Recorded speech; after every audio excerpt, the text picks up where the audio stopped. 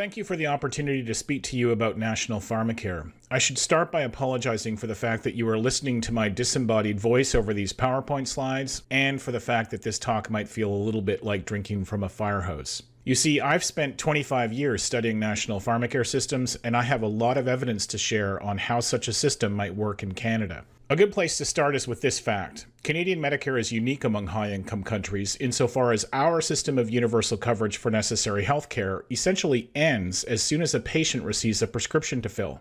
As you know, virtually all of the cost of medical and hospital care in Canada is publicly financed through the Canadian Medicare system. In contrast, only 43% of the cost of prescription drugs used outside of hospitals in Canada is financed by public drug plans. That 43% is actually financed through 114 different public drug plans across the country. These public plans are akin to small umbrellas that provide coverage for highly specific segments of the population in each of the provinces. Coverage under these public umbrellas, if you will, varies depending on age, income, disease, and province of residence.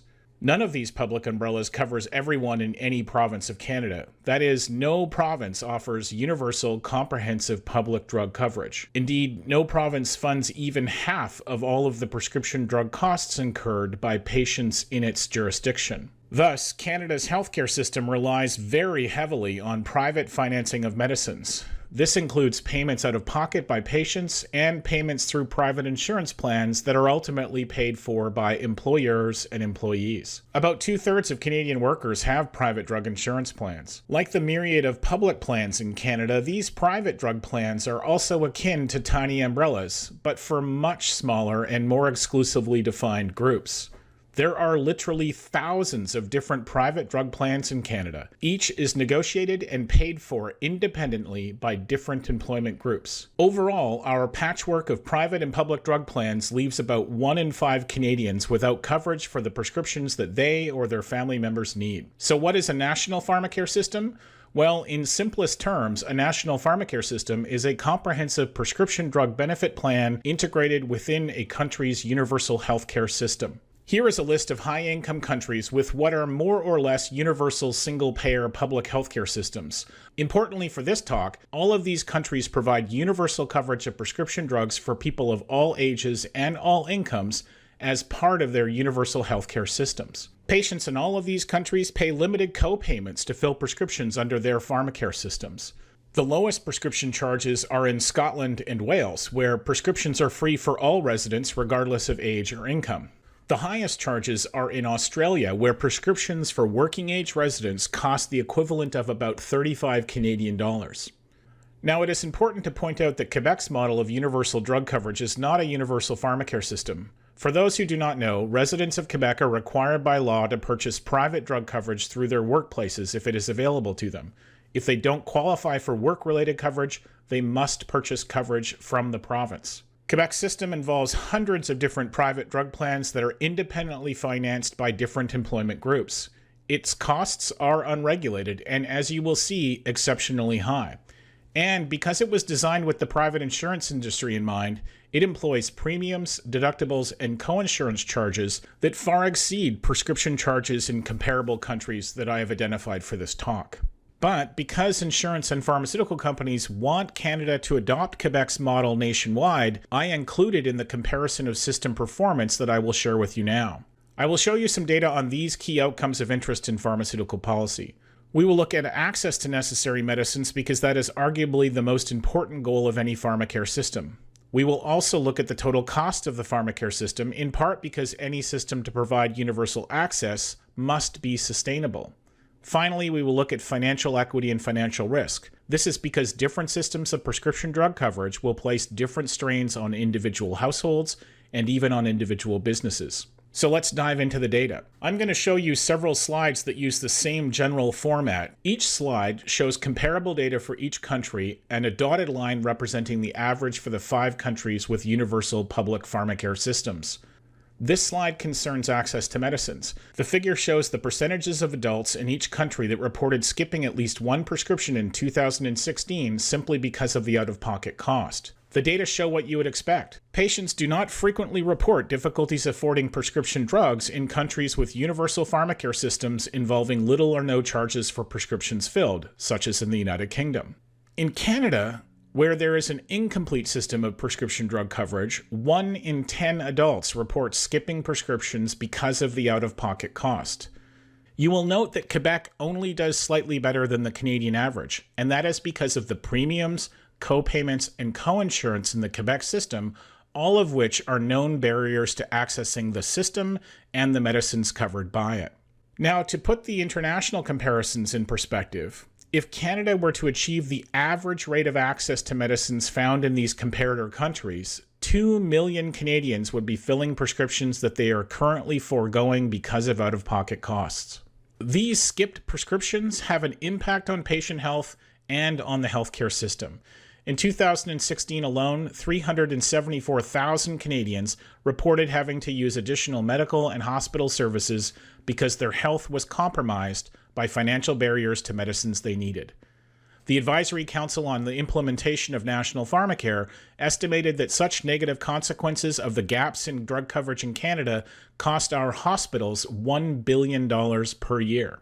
More tragically, research indicates that at least 300 Canadians die prematurely every year because of cost-related barriers to basic preventative prescription drug treatments, barriers that would not exist if our pharmacare system was universal and comprehensive like those in comparator countries such as the United Kingdom. To put that in perspective, that is the equivalent of an airplane full of Canadians crashing to the ground every single year. Unfortunately, because these are statistical deaths and not bodies strewn across a mountainside, policymakers can play the political game of pretending there isn't a problem. But there is, and it's avoidable. What is particularly infuriating about our lack of action on this problem is the fact that universal public pharmacare systems not only save lives, they save money.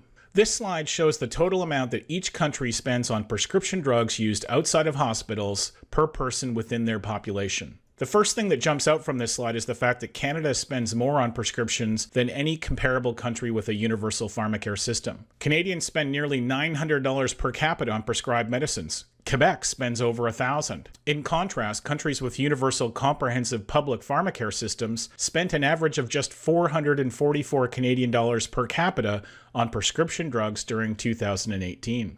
Let me put these numbers in perspective. If Canada was to adopt Quebec's system of prescription drug coverage, we would not dramatically improve access to medicines, but we would spend nearly $5 billion more than we are currently spending on medicines now. In contrast with that, if Canada were to adopt a universal single-payer pharmacare system like those in these comparator countries, and if we were to achieve just the average rate of performance of those comparator countries, we would see a dramatic improvement in access to medicines, and we would save a staggering $15 billion per year.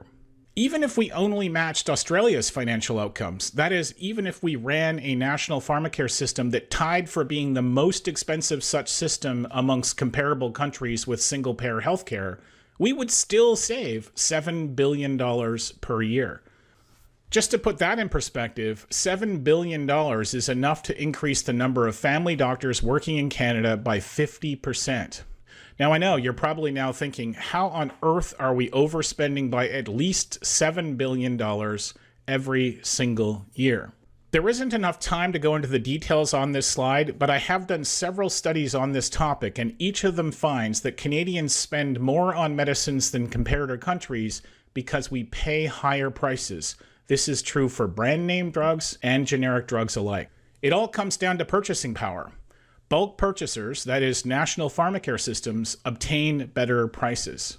This slide shows the average per capita expenditure on drugs that is financed directly by households or employers. It makes it clear that universal public pharmacare systems in comparator countries keep direct costs to households and premium costs to employers down. Yes, the businesses and households in these comparator countries pay taxes, but their pharmacare systems provide far better access to medicines at lower cost to the economy through mechanisms that ensure that no household is put at financial risks because of the needs of its members, and that no business is put at financial risk because of the needs of its employees.